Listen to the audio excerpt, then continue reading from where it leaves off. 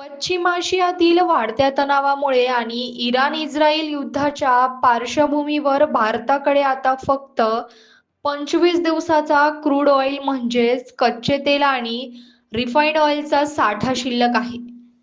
News agency एनआयने देशाच्या ऊर्जा सुरक्षेबाबत ही माहिती सरकारी सूत्रानुसार दिली आहे. मात्र सरकार सध्या पेट्रोल डिझेलचे दर वाढवणार नाही. खरं तर इराणने स्टेट ऑफ ओर्मुझ बंद करण्याची घोषणा केली आहे.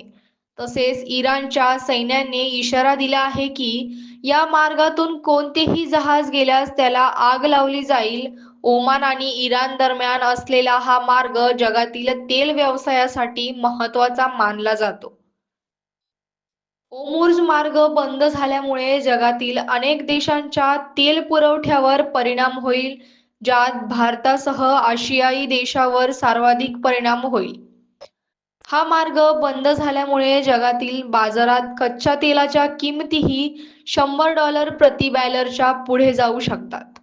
सध्या ब्रेड क्रूडची किंमत सुमारे 5.58% वाढून 80 तर $41 प्रति बॅरलच्या आसपास पोहोचली आहे. तरी तेल इंधन जपून वापरण्याचे संकेत सूत्रांनी दिले आहे.